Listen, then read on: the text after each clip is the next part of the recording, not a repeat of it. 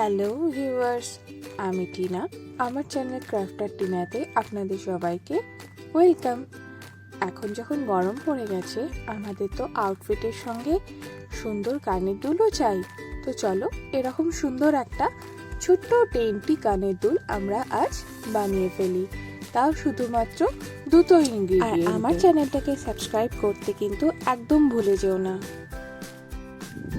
এটার জন্য আমি নিয়ে নিয়েছি সিড বিট গাঁথার জন্য যে প্লাস্টিক ওয়্যার ইউজ হয় সেটা থেকে 6 ইঞ্চি মতো কেটে নিয়েছি। এবার আমি 5টা সিড বিট নিয়ে নিয়েছি।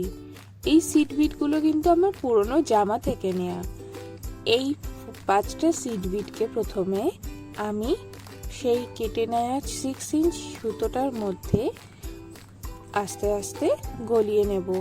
এটার জন্য তুমি চাইলে ছুঁচ ইউজ করতে পারো। আমি এখানে হাত দিয়েই গলিয়ে নিয়েছিলাম, কারণ এটাতে আমার অভ্যাস আছে। এই 5টা সিড বিট গলিয়ে নেওয়ার পরে আর একটা সোনালি রঙের সিড বিট অথবা হলুদ রঙের সিড বিট আমরা নেব।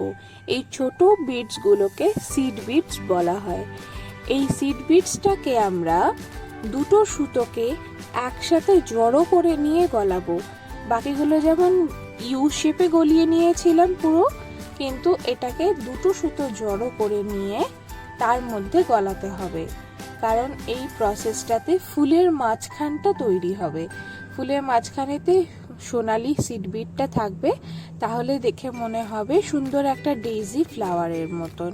দেখতে পাচ্ছ আমি কি সুন্দর এটাকে দুটোর মধ্যে একসাথে গলিয়ে নিয়েছি। এই দেখো, ঠিক এইভাবে দুটোকে একসাথে জুড়ে নিয়েছি।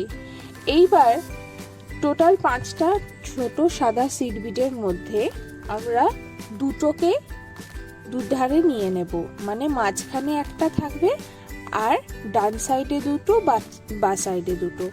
এবার ডান সাইডে দুটোর মধ্যে দিয়ে আমি এই সুতোটাকে রিভার্স করে এনে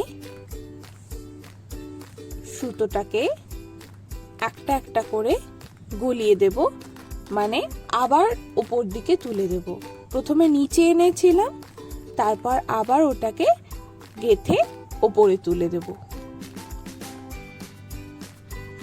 আর এই সেম প্রসেসটাও আমরা বাঁ দিকেও রিপিট করব। এখন ডান দিকে করছি, বাঁ দিকে পরে রিপিট করব। হ্যাঁ, ঠিক এইভাবে আমরা দুটোর মধ্যে দিয়ে গলিয়ে নিলাম। এবার এই ব্যাপারটাকে পুল করে নিয়েছি, আর আরেকটা সিড বিট গলিয়ে নিয়ে এই যে আরেকটা সিড বিট গলিয়ে নিয়েছি, টোটাল তার মানে 6টা হলো সাদা সিড বিট। এই আরেকটা সিড বিটের মধ্যে দিয়ে আমি সুতোটাকে গলাবো ঠিক এইভাবে, মানে ডান থেকে বাম, বাম থেকে ডান, এইভাবে সিড বিটটা একটা সিড বিটের মধ্যে দিয়ে সুতোটাকে নিয়ে যেতে হবে। এবার এটাকে পুল করে দিয়ে তার মধ্যে গিট পাকিয়ে দিলেই আমাদের তৈরি হয়ে গেল ডেইজি ফ্লাওয়ারটা। যদি তোমাদের এই প্রসেসটা বুঝতে অসুবিধা হয়, 1-2বার আমার ভিডিওটা রিপিট করো, অবশ্যই তোমরা এই প্রসেসটা বুঝতে পেরে যাবে।